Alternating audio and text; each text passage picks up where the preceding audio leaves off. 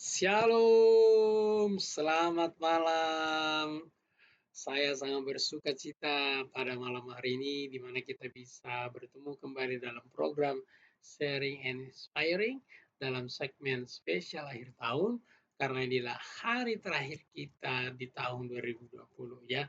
Kita sangat bersyukur karena penyertaan Tuhan sepanjang tahun 2020 sehingga saya dan saudara bisa menikmati berkat Tuhan sampai pada malam hari ini. Haleluya. Saudara-saudara, malam hari ini kita akan membahas topik spesial yaitu sukses dalam berbagai rintangan. Sebelum kita membahas topik ini, mari kita berdoa terlebih dahulu. Bapa yang baik yang dalam nama Tuhan Yesus, kami bersyukur ya Tuhan buat pertolongan-Mu ya Tuhan sepanjang tahun. Sehingga malam terakhir ini kami boleh bersama-sama belajar firman Tuhan, merenungkan firman Tuhan sebelum kami memasuki tahun yang baru. Bapa, kami mau belajar firman-Mu. Biarlah Roh Kudus yang berkarya di tengah-tengah kami. Biarlah Roh Kudus yang memimpin kami. Biarlah Roh Kudus yang menuntun kami untuk memahami firman Tuhan. Sehingga kami bisa menjadi pelaku-pelaku firman Tuhan. Hamba-Mu sangat terbatas. Biarlah Roh Kudus yang menolong, yang membimbing. Bahkan memimpin setiap kata-kata yang keluar dari mulut hamba-Mu. Sehingga setiap pengajaran yang keluar dari mulut hamba-Mu sesuai dengan kehendak Tuhan. Menguatkan orang yang mendengar, menghibur, meneguhkan, memberi pengharapan, memberi kesegaran, terutama mereka mengerti dan bisa menjadi pelaku-pelaku firman Tuhan. Terpujilah Tuhan di segala Tuhan, dalam nama Yesus kami berdoa. Haleluya. Amin. Amin, saudara-saudara. Kita akan belajar firman Tuhan dari kitab Yosua, ya, dari ayat yang pertama sampai 9, dan nanti akan saya bacakan ayat per ayat, kemudian nanti langsung saya tegaskan intinya ya. Malam hari ini saudara, kita akan membahas topik yaitu sukses dalam berbagai rintangan. Saudara, kita tidak tahu apa yang akan terjadi hari esok ya. Kita tidak tahu apa yang terjadi 2021. Yang kita tahu mungkin ada dua hal. Yang pertama itu penyertaan Tuhan sempurna bagi kita seperti yang kita sudah pelajari tadi pagi. Yang kedua, pasti kita menghadapi namanya berbagai rintangan, berbagai persoalan ya. Sekarang pertanyaannya, bagaimana kita bisa nanti menang? Bagaimana kita sukses dalam menghadapi berbagai rintangan hidup ini? Sukses atau tidaknya kita menghadapi masalah itu tentu tergantung daripada kesiapan kita. Kesiapan kita menghadapi berbagai masalah. Kalau saudara dan saya tidak siap menghadapi berbagai masalah yang akan kita hadapi di tahun 2020, maka kita akan menjadi pecundang-pecundang. Tetapi bila saya dan saudara siap dari segi jasmani, siap dari segi jiwa, siap dari segi spiritual maksud saya, maka kita pun bisa sukses dalam berbagai tantangan hidup. Kita akan belajar dari Yosua. Mari kita buka Yosua pasal yang pertama. Kita mulai dari ayat 1. Sesudah Musa hamba Tuhan itu mati, berfirmanlah Tuhan kepada Yosua bin Nun, abdi Musa itu demikian. Hambaku Musa telah mati, sebab itu bersiaplah sekarang. Seberangilah sungai Yordan ini, engkau dan seluruh bangsa ini menuju negeri yang kuberikan kepada mereka, kepada orang Israel. Setiap tempat yang akan kau injak oleh telapak kakimu, kuberikan kepadamu, seperti yang telah kujanjikan kepada Musa. Dari padang gurun dan gunung Libanon di sebelah sana itu sampai ke sungai besar, yakni sungai Efrat, seluruh tanah orang Het, sampai ke laut besar di sebelah matahari terbenam, semuanya itu akan menjadi daerahmu. Nah, ada beberapa poin penting yang bisa kita pelajari di sini. Yang pertama, kita mesti mengerti konteksnya. Konteksnya pada saat itu adalah yaitu Musa sudah meninggal. Artinya Musa itu adalah pemimpin yang besar, mau tidak mau Yosua adalah sebagai abdinya, maka dialah yang menjadi pengganti. Nah, masalahnya saudara-saudara, bangsa Israel ini bukanlah bangsa yang mudah dipimpin, bangsa Israel ini bukanlah bangsa yang enak-enak dipimpin, tapi bangsa Israel ini terkenal dengan tengkuknya, tegar tengkuknya. Seperti tadi pagi kita belajar, mereka baru saja mengalami mujizat, mereka baru saja menikmati pemeliharaan Tuhan. Mereka bertanya, adakah Tuhan di tengah-tengah kita? Mereka meragukan penyertaan Tuhan. Mereka meragukan janji Tuhan dalam kehidupan mereka. Sehingga tidak mudah menghadapi bangsa yang tegar tengkuk ini. Apalagi saudara-saudara, ketika Yosua pergi mengintai, ya, kemudian Yosua dan Kaleb mereka memberikan informasi yang benar, sementara 10 lainnya itu mereka asal-asal memberikan informasi. Dan resikonya pada saat itu adalah Yosua dan Kaleb hampir dirajami dengan batu. Itu sebabnya ada masalah di sini, ya. Nanti kalau kita lihat di ayat yang kelima, ya, seorang pun tidak akan bertahan menghadapi engkau seumur hidupmu. Seperti aku menyertai Musa, demikianlah aku menyertai engkau. Aku tidak akan membiarkan engkau dan tidak akan meninggalkan engkau. Kuatkan dan teguhkanlah hatimu. Kuatkan dan teguhkanlah hatimu. Berarti saudara, saat itu ada peluangnya besar bahwa Yosua saat itu tawar hati, Yosua saat itu gemetar, Yosua saat itu khawatir akan menghadapi bangsa ini. Tetapi kalau kita perhatikan ada beberapa pesan Tuhan yang penting bagi Yosua di sini sebenarnya, yaitu Hambakum ayat 3 sampai ayat yang keempat itu, ya, ayat 2 sampai keempat maksud saya, itu adalah Tuhan selalu menepati janjinya. Ya, saya simpulkan dari ayat yang kedua sampai 4 itu, Tuhan selalu menepati janjinya. Saudara-saudara, kalau kita perhatikan bagaimana nanti bangsa Israel menduduki negeri-negeri yang telah ditunjukkan, semuanya dipenuhi. Memang ada masalahnya. Masalahnya apa? Mereka tidak taat sepenuhnya sehingga apa? Mereka seringkali bermasalah. Seringkali mereka bermasalah dan akhirnya mereka kembali lagi kepada roda yang seperti tadi. Mereka tegar tengkuk, ya. Mereka taat sebentar, dihukum Tuhan, taat lagi, kemudian lupa Tuhan, dihukum Tuhan, taat lagi. Itulah siklus kerohanian mereka.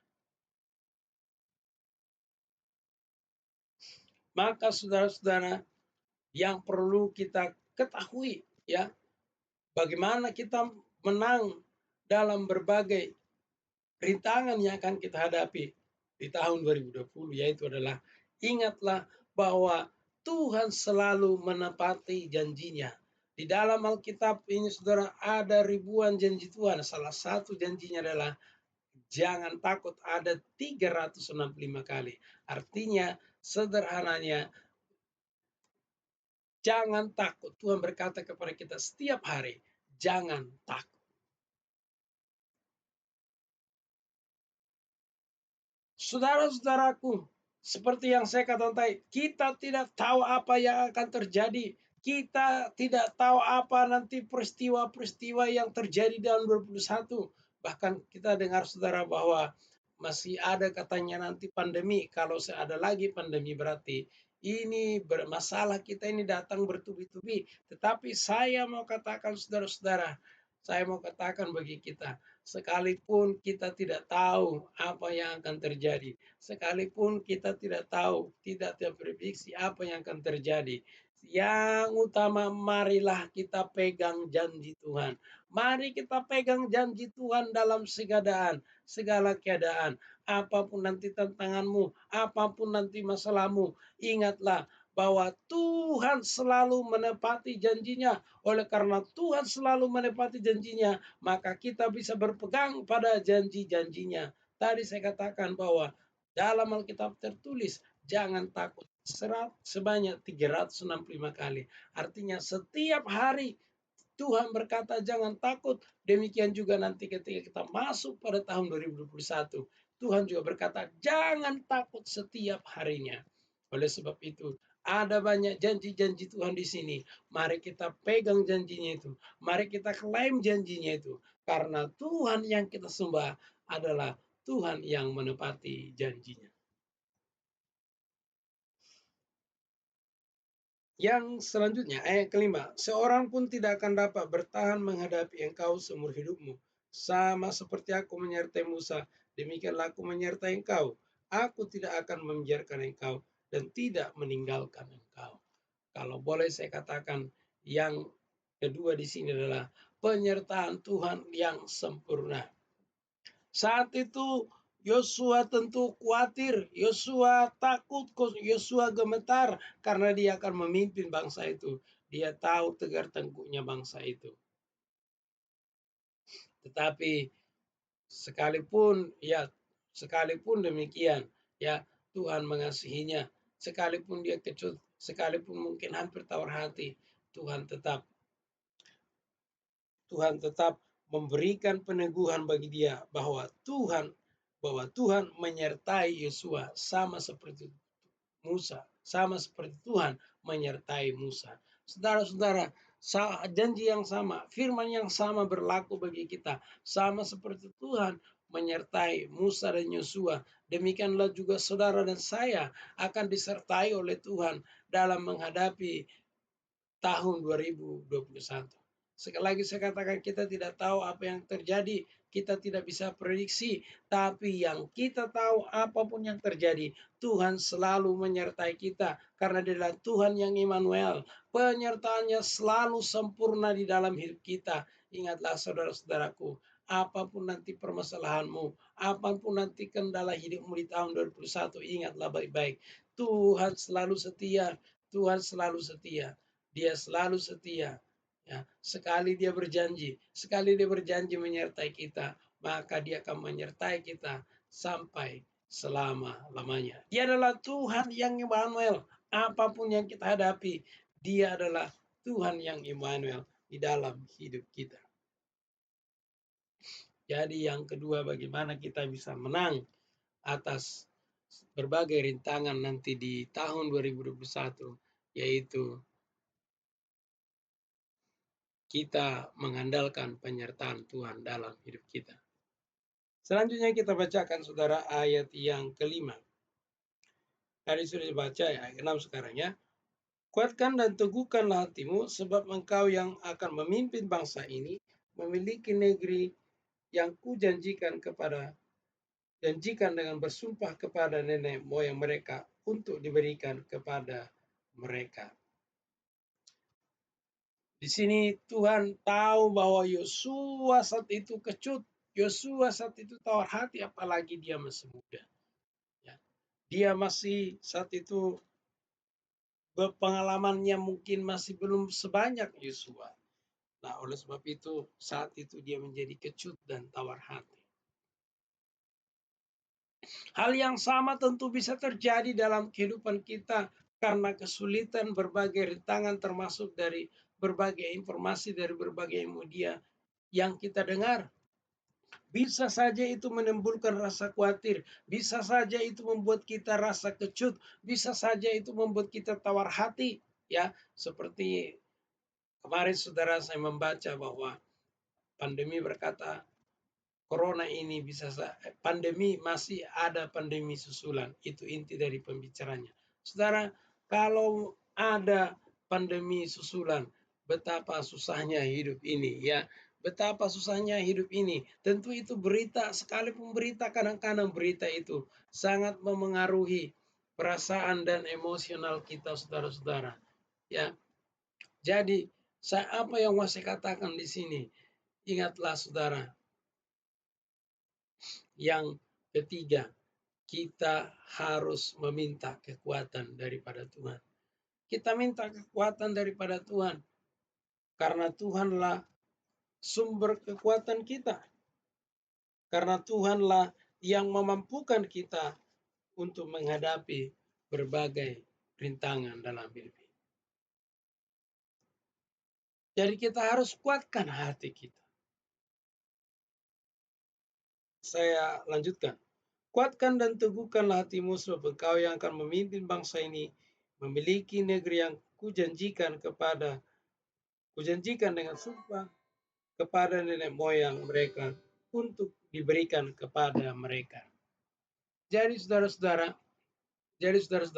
maaf tadi ada pesan saya matikan.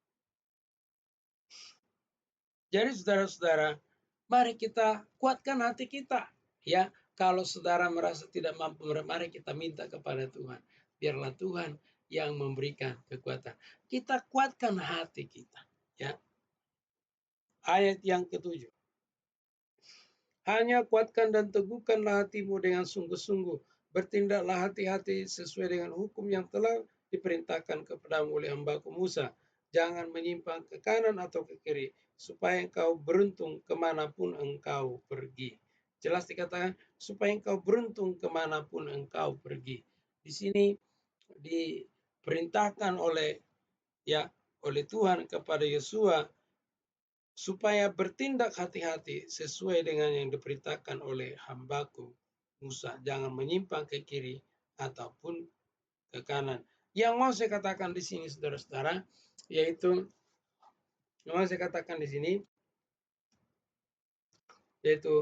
mari kita taat pada firman Tuhan. Ya, jangan menyimpang ke kanan atau ke kiri. Biarlah kita tetap berjalan sesuai dengan firman Tuhan. Biarlah kita tetap berjalan sesuai dengan kehendak Tuhan.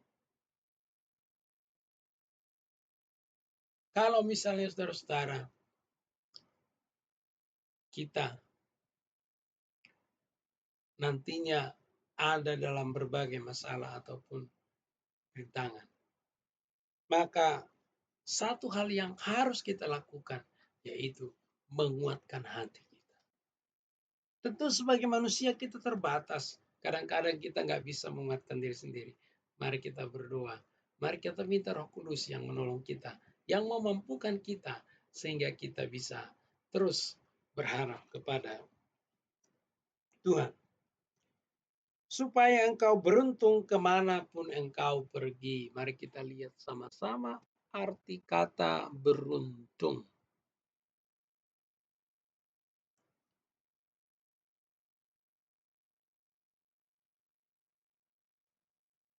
Ayat yang ke-7 ya. Di sini dipakai supaya berhasil ya, bahasa Inggris berhasil. Nah, berhasil di sini ya itu berasal dari kata taskil ya, taskil diterima yang artinya supaya biarlah engkau sukses ya. Jadi ketika kita mentaati firman Tuhan, maka kita akan sukses ya. Kemudian memiliki pengertian dan memiliki comprehend ya, pengertian juga dalam bahasa Indonesia. Understanding ya, pengertian ya. Jadi ketika kita mentaati firman Tuhan, kita tidak menyimpang ke kiri dan ke kanan, maka kita aman. Ya, karena apa? Karena kita akan beruntung. Ayat 8. Janganlah engkau lupa memperkatakan kitab Taurat ini, tetapi renungkanlah siang dan malam, supaya engkau bertindak hati-hati sesuai dengan segala tertulis dalamnya, supaya dengan demikian perjalananmu akan berhasil dan engkau akan beruntung. Jadi di sini ada 2 kali. Yang pertama itu akan berhasil, kemudian akan beruntung. Saudara, yang di ayat yang ke-8 yang mau saya katakan adalah yaitu kita memperkatakan firman Tuhan. Saudara, ini adalah firman Tuhan kepada Yosua. Tuhan sendiri yang berbicara kepada Yosua, sehingga ketika Yosua memimpin bangsa ini, dia sering memperkatakan firman Tuhan, karena firman Tuhan itu sangat penting bagi kita. karena firman Tuhan itu sangat penting dalam kehidupan kita sehari-hari. Maka saudara-saudara, kita harus memperkatakan firman itu. Kenapa harus kita perkatakan?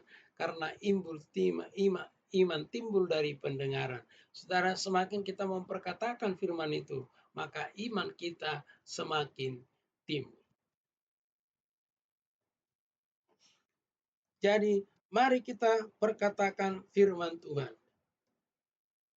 Ya, sekarang kita mau ayat yang ke-8 mungkin 9 kalau dalam bahasa Inggris. Tapi saya sudah siapkan di sini.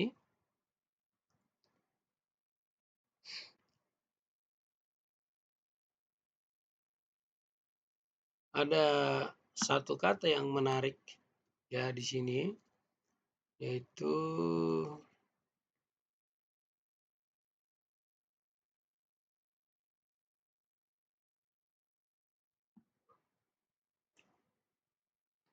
sama dengan kata yang tadi, yaitu salak. Cuma di sini sudah berubah dia. Kalau tadi salak, kemudian di sini salik ya. Yang artinya apa? Yaitu ada katru, ada terobosan, ada sukses. Kalau boleh saya simpulkan kata lain ya dari kata lain dari salik ini di sini boleh saya simpulkan yaitu adalah terobosan.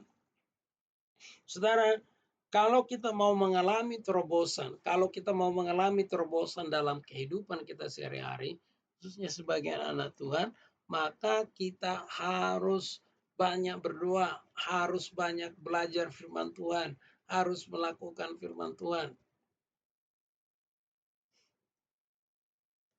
Supaya kita mengalami namanya terobosan. Ada terobosan-terobosan yang kita alami.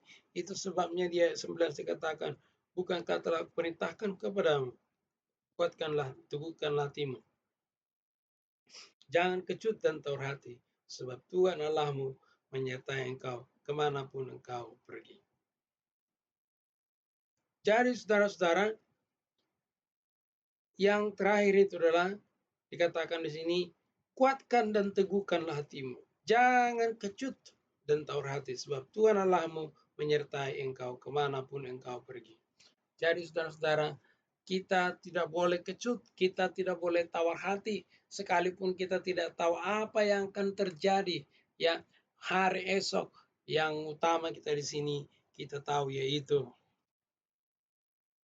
penyertaan Tuhan selalu ada bagi kita ya. Penyertaan Tuhan selalu ada bagi kita. Di ayat 9 dikatakan kembali ya, janganlah kecut dan tahu hati sebab Tuhan Allahmu menyertai engkau kemanapun engkau pergi. Ini boleh saya simpulkan kelanjutan dari tadi pagi, yaitu penyertaan Tuhan yang sempurna. Penyertaan Tuhan begitu sempurna dalam hidup kita. Sehingga kita sebagai anak Tuhan selalu dikuatkan, selalu diteguhkan. Haleluya. Jadi saudara-saudara, dalam perikop ini tadi pertanyaannya, dalam perikop ini ada pertanyaan ya. Bagaimana kita bisa menerapkan firman ini dalam menghadapi tahun depan? Yang pertama tadi saya katakan adalah kita harus ingat bahwa Tuhan adalah Tuhan yang selalu menepati janjinya. Dia akan selalu menepati janjinya. Apapun janjinya, dia pasti genapi. Yang kedua yang kita pelajari di sini adalah penyertaan Tuhan yang sempurna. Tuhan selalu menyertai kita, apapun keadaan kita, apapun persoalan kita, Tuhan selalu menyertai kita dengan sempurna. Yang ketiga tadi saya katakan yaitu kita harus